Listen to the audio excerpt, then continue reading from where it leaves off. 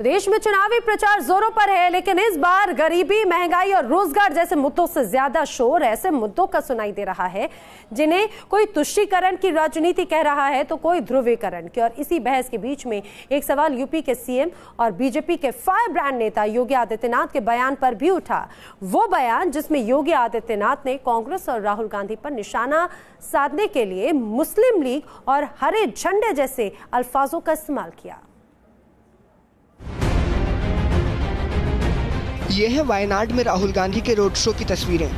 नामांकन भर राहुल गांधी जब वायनाड की सड़कों पर निकले तो उनके रोड शो में कांग्रेसी झंडों के साथ थे हरे झंडे, जिन पर इस्लाम का प्रतीक माने जाने वाला चांद सितारा नजर आ रहा था। दरअसल चांद सितारे वाले ये हरे झंडे इंडियन यूनियन मुस्लिम लीग यानी IUML के थे। IUML ने केरल में कांग्रेस को समर्थन दिया है और इसी नाते राहुल के रोड शो में IUML कार्यकर्ता अपने हरे झंडे लेकर निकले थे। हरे चांद सितारे वाले इन्हीं झंडों और मुस्लिम लीग के नाम को लेकर योगी आदित्यनाथ एक्शन में आए और दनादन 2 ट्वीट किए। पहले ट्वीट में लिखा गया, 1857 के स्वतंत्रता संग्राम में मंगल पांडे के साथ पूरा देश अंग्रेजों के खिलाफ लड़ा था। फिर ये मुस्लिम लीग का वायरस आया और ऐसा फैला कि पूरे देश का ही बंटवारा हो गया। आज फिर वही खतरा मंडरा रहा है, हरे झंडे फिर से लहरा रहे हैं। कांग्रेस मुस्लिम लीग वायरस से संक्रमित है, सावधान रहिए। अब इससे कुछ ही पल पहले आए योगी आदित्यनाथ की एक और ट्वीट को देख लीजिए, जिसमें लिखा था, मुस्लिम लीग एक वायरस है, एक ऐसा वायरस जिससे कोई संक्रमित हो गया तो वो बच नहीं सकता। और आज तो मुख्य विपक्षी दल कांग्रेस इससे संक्रमित हो चुका है। सोचिए अगर ये जीत गए तो क्या होगा। ये वायरस पूरे देश में फैल जाएगा। योगी आदित्यनाथ के इन 2 ट्वीट्स में आपको कुछ शब्द नजर आएंगे। ये है मुस्लिम लीग, वायरस, कांग्रेस, हरे झंडे और संक्रमित। इन ट्वीट्स की भाषा जैसा ही एक बयान योगी ने दिया। कांग्रेस अध्यक्ष श्री राहुल गांधी केरल में मुस्लिम लीग के साथ मिलकर के अपना नामांकन दाखिल कर रहे हैं। मुस्लिम लीग कौन दल था जो देश के विभाजन का कारण था? कांग्रेस की देश के प्रति क्या बदनीयती है आप समझ सकते हैं। योगी ने इन शब्दों का इस्तेमाल कर क्यों कांग्रेस और राहुल गांधी पर निशाना साधा? क्या इसके पीछे भी वही सियासत है जिसका जिक्र हर चुनावी चर्चा में है, यानी मुस्लिम तुष्टीकरण बनाम हिंदू ध्रुवीकरण? योगी ने हरे झंडे का जिक्र किया तो PM मोदी की जुबान पर पाकिस्तान था, वही पाकिस्तान जिसका झंडा भी हरा है, तो बोटी और बेटी का जिक्र भी हुआ। आप बताइए, नया भारत आतंकियों को घुसकर मारेगा या पहले की तरह हर प्रकार के गांव झेलता रहेगा? यहां तो बोटी बोटी करने वाले साहब भी हैं और कांग्रेस के शहजादा के बड़े चहेते हैं। याद रखिएगा, वो बोटी बोटी की धमकी देने वाले लोग हैं और हम बेटी बेटी को सुरक्षा और सम्मान देने वाले लोग। हरा झंडा, पाकिस्तान, मुस्लिम लीग और जिन्ना, इस मुद्दे को समझेंगे, लेकिन सबसे पहले नजर उस चुनावी माहौल और समीकरण पर डालिए। सीटों के लिहाज से सबसे बड़े राज्य यानी उत्तर प्रदेश में पहले चरण में कुल 8 सीटों पर मतदान होना है। ये सभी सीट ऐसी हैं जहां मुस्लिम मतदाता या तो 25% से ज्यादा है या फिर निर्णायक भूमिका में है। खास बात यह है कि इन सभी सीटों पर 2014 में बीजेपी ने जीत दर्ज की थी, यानी बीजेपी के लिए 2019 में यह सीट बचाना बेहद जरूरी है। देश भर में 46 ऐसी सीटें हैं जहां मुस्लिम मतदाता का वोट निर्णायक भूमिका में है। सिर्फ बीजेपी ही नहीं, हरे रंग का जिक्र जम्मू कश्मीर में भी नजर आया।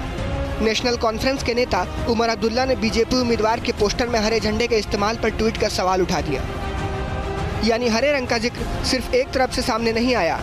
आज जानकारों की जुबानी जानने की कोशिश करेंगे कि आखिर सियासत में मुस्लिम तुष्टीकरण और हिंदू ध्रुवीकरण मुद्दा है भी या नहीं, और अगर है तो इसके पीछे की वजह क्या है, क्योंकि यही बहस और जानकारों की राय समझाएगी कि चुनाव पर यह हरा रंग किसने और क्यों डाला। Team news nation. तो जो चुनावी घटनाएं हुई वो आपने समझ ली। अब इन चुनावी घटनाओं के मायने, इनके पीछे की वजह और उनका अनुमानित असर समझना भी जरूरी है। सबसे पहले बात करते हैं हरे झंडे और मुस्लिम लीग के वायरस जैसे चुनावी अल्फाजों की। आखिर जानकार क्या मानते हैं हरे रंग के बार बार जिक्र की वजह? सियासत में बार बार हरे रंग के झंडे के जिक्र का आकलन समझने के लिए सबसे पहले इन दो चेहरों को देख और समझ लीजिए। आपको जो पहली तस्वीर नजर आ रही है वो है मोहम्मद अली जिन्ना, आज़ादी से पहले मुस्लिम लीग के कर्ताधर्ता और पाकिस्तान के जन्मदाता। दूसरी तस्वीर है मोहम्मद इस्माइल साहब की, जिन्होंने इंडियन यूनियन मुस्लिम लीग की स्थापना की। आपको ये भी जानना ज़रूरी है कि आज़ादी के वक्त जिन्ना की मुस्लिम लीग से मतभेद के चलते इंडियन यूनियन मुस्लिम लीग बनी। जिन्ना से जो कार्यकर्ता खफा थे वो मोहम्मद इस्माइल की अगुवाई में IUML से जुड़ गए और बंटवारे से पहले भी इन्होंने पाकिस्तान बनाने की जिन्ना की मांग का समर्थन नहीं किया था। इतना तो साफ हो गया कि जिन्ना और पाकिस्तान वाली मुस्लिम लीग से कांग्रेस का समर्थन करने वाली इंडियन यूनियन मुस्लिम लीग का नाता आज़ादी के वक्त ही खत्म हो गया था। इस सच के बावजूद सियासी विरोधी राहुल गांधी को निशाना बनाने के लिए योगी आदित्यनाथ ने मुस्लिम लीग, वायरस और संक्रमण जैसे शब्दों का इस्तेमाल किया। कांग्रेस अध्यक्ष श्री राहुल गांधी केरल में मुस्लिम लीग के साथ मिलकर के अपना नामांकन दाखिल कर रहे हैं। मुस्लिम लीग कौन दल था जो देश के विभाजन का कारण था? कांग्रेस की देश के प्रति क्या बदनीयती है आप समझ सकते हैं। इसी बयान के चलते कुछ सवाल भी उठे। क्या योगी ने वायरस शब्द पाकिस्तान परस्त मुसलमानों के लिए या फिर मुस्लिम तुष्टीकरण करने वालों के लिए इस्तेमाल किया? क्या योगी ने पाकिस्तान और मुस्लिम तुष्टीकरण को एक साथ जोड़कर दिखाने की कोशिश की? और क्या हरे झंडे या यूं कहें कि हरे रंग जैसे बयानों का मकसद हिंदू मतदाताओं को एकजुट करना है? इन सवालों को लेकर न्यूज़ नेशन उन लोगों के सामने पहुंचा जो सियासत और उसमें मजहब के फेर को सालों से देख समझ रहे हैं। मुस्लिम तुष्टीकरण कुछ नहीं है, ये एक फोबिया क्रिएट किया गया है संघ परिवार की तरफ से। किस मामले में मुस्लिम तुष्टीकरण हो रहा? क्या मुसलमान राजनीति में आगे चले गए? क्या वो शिक्षा में आगे चले गए? क्या वो उद्योग जगत में आगे चले गए? मुसलमानों की सबसे बड़ी तादाद अगर कहीं है तो वो जेलों में है। तो ऐसे में अगर ये बात कहना कि मुस्लिम तुष्टीकरण हो रहा है, वो दरअसल हिंदू तुष्टीकरण की बात करते हैं और हिंदू वोट बैंक का कंसोलिडेशन करने का काम करते हैं। मतदान के आंकड़े खुद ब खुद बताते हैं कि मुस्लिम वोट बैंक के लिए बीजेपी कभी पहली पसंद नहीं रही। हालांकि साल 2014 के लोकसभा चुनाव में बीजेपी ने कई ऐसी सीटें जीती थी जिन पर मुस्लिम मतदाता बड़ा प्रभाव रखते हैं, लेकिन उसके पीछे की एक वजह तत्कालीन सियासी समीकरण भी थे। साल 2014 में कांग्रेस, एसपी और इन जैसे तमाम वो दल जो मुस्लिम वोट बैंक में पैठ रखने का दावा करते थे, ये सब अलग अलग चुनावी मैदान में उतरे थे, यानी मुस्लिम वोट बैंक बट गया था। हिंदू वोट काफ़ी हद तक एकमुश्त होकर बीजेपी के पक्ष में पड़ा और नतीजा हुआ कि बीजेपी ने बड़ी जीत दर्ज की। यूपी में बिजनौर, अमरोहा, मुरादाबाद, रामपुर, मेरठ, मुजफ्फरनगर, कैराना, सहारनपुर, संभल, नगीना, बहराइच, बरेली और श्रावस्ती जैसी मुस्लिम वोट बैंक वाली सीटों पर बीजेपी जीत कर आई थी। बीजेपी ने यह दावा किया था कि 2014 लोकसभा चुनाव में उसे मुस्लिम वोट भी मिले, लेकिन इस बार हालात अलग हैं।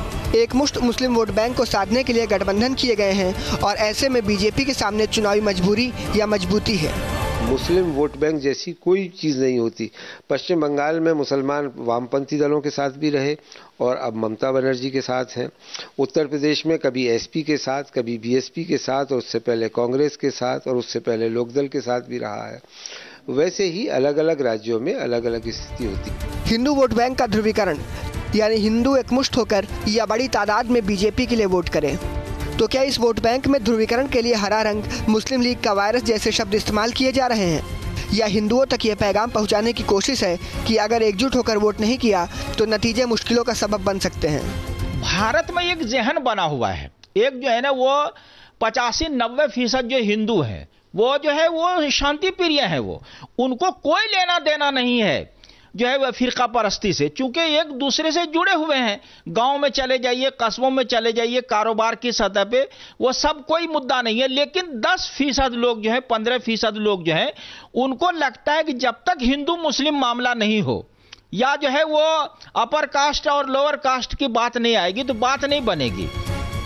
जानकारों की अपनी राय है और इसी राय को समझने के बाद आप तय कर सकते हैं कि मुस्लिम तुष्टीकरण और हिंदू ध्रुवीकरण जैसे शब्द और नीतियां लोकसभा चुनाव में कितने और किस तरह अहम हैं। Team news nation.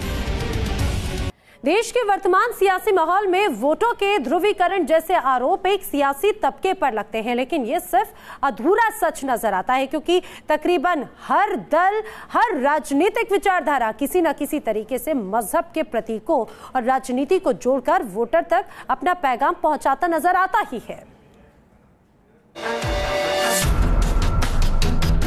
सियासत में हरे रंग का जिक्र सिर्फ यूपी के सीएम योगी आदित्यनाथ की जुबान से नहीं निकला, बल्कि कश्मीर की सियासी फिजा भी हरी नजर आई। वजह था बीजेपी उम्मीदवार का ये पोस्टर। ये पोस्टर है खालिद जहांगीर का, जो बीजेपी के टिकट पर श्रीनगर से चुनाव मैदान में है। खास बात यह है कि इस पोस्टर के बैकग्राउंड में पूरा रंग हरा है। आमतौर पर बीजेपी प्रत्याशी पोस्टर और बैनरों पर पार्टी की पहचान बन चुके भगवा रंग का इस्तेमाल करते हैं, लेकिन खालिद जहांगीर ने हरे रंग के पोस्टर के जरिए मतदाताओं से वोट मांगे। हरे रंग का पोस्टर यूं तो कोई बड़ी बात नहीं है, लेकिन इसे सियासी जामा पहनाया नेशनल कॉन्फ्रेंस नेता उमर अब्दुल्ला ने। इस पोस्टर की तस्वीर सोशल मीडिया में वायरल हुई तो उमर ने ट्वीट किया, कश्मीर पहुंचकर बीजेपी का भगवा भी हरा हो गया है। मुझे नहीं लगता कि जो पार्टी अपनी ही बातों से पलट जाए वो मतदाता को कैसे बेवकूफ बनाएगी। आखिर क्यों बीजेपी अपने असली रंग को लेकर घाटी में प्रचार नहीं कर रही। उमर अब्दुल्ला ने हरे रंग को कंधा बनाकर बंदूक चलाई और निशाना थी बीजेपी। लेकिन उमर अब्दुल्ला के इस ट्वीट ने कुछ सवालों को जन्म दिया, जिसमें पहला सवाल ये था कि प्रचार के लिए क्या रंग चुनना है, ये पार्टी और प्रत्याशी का अधिकार है। इस पर उमर साहब को कैसे ऐतराज हो सकता है। क्या उमर अब्दुल्ला भी हरे रंग के सहारे अपनी सियासत चमकाने की कोशिश कर रहे हैं। बहुत मुमकिन है कि बीजेपी कैंडिडेट ने घाटी की राजनीति संवेदनशीलता पर गौर करते हुए हरे रंग को चुना हो। तो क्या ऐसे में उमर के इस राजनीतिक संवेदनशीलता का इस्तेमाल राजनीतिक अवसरवाद के लिए किया, यानी उमर ने भी मजहबी प्रतीकों का इस्तेमाल सियासी मैदान में किया। उमर अब्दुल्ला के बाद अब जरा राहुल गांधी की सियासत को समझने की कोशिश करते हैं। हाल ही में हुए विधानसभा चुनाव में राहुल गांधी भी मंदिर मंदिर मत्था टेकते नजर आए थे। कर्नाटक में राहुल 19 मंदिर और मठों में गए। मध्य प्रदेश में 5 मौकों पर देव दर्शन किए। छत्तीसगढ़ में भी राहुल 2 मंदिरों में गए और गुजरात में राहुल ने 28 मंदिरों के दर्शन किए। सवाल ये भी है कि आखिर अमेठी जैसा पारंपरिक गढ़ होने के बाद भी राहुल गांधी ने वायनाड को दूसरी चुनावी सीट के तौर पर क्यों चुना। सवाल का जवाब राहुल ही बेहतर दे सकते हैं, लेकिन यहाँ वायनाड का वोट समीकरण समझना जरूरी है। वायनाड लोकसभा सीट कुल 7 विधानसभा सीटों से मिलकर बनी है और इस सीट पर अल्पसंख्यक आबादी तकरीबन 50% है, यानी वायनाड लोकसभा सीट पर अल्पसंख्यक वोट निर्णायक है। सिर्फ राहुल गांधी ही क्यों, मतदाता तक पहुंचने के लिए प्रियंका गांधी भी धाम दर्शन करती नजर आई हैं। प्रयागराज में लेटे हनुमान, भदोही में सीता माता मंदिर, मिर्जापुर में मां विंध्यावासिनी के दर्शन, तो अयोध्या में हनुमानगढ़ी। प्रियंका गांधी भी राजनीति और धर्म को जोड़ती कड़ियों का हिस्सा बनी नजर आई हैं, चाहे वो मनमोहन सिंह का पहला हक मुसलमानों को वाला बयान हो या फिर अली और बजरंगबली का फर्क बताते अल्फाज। Team news nation.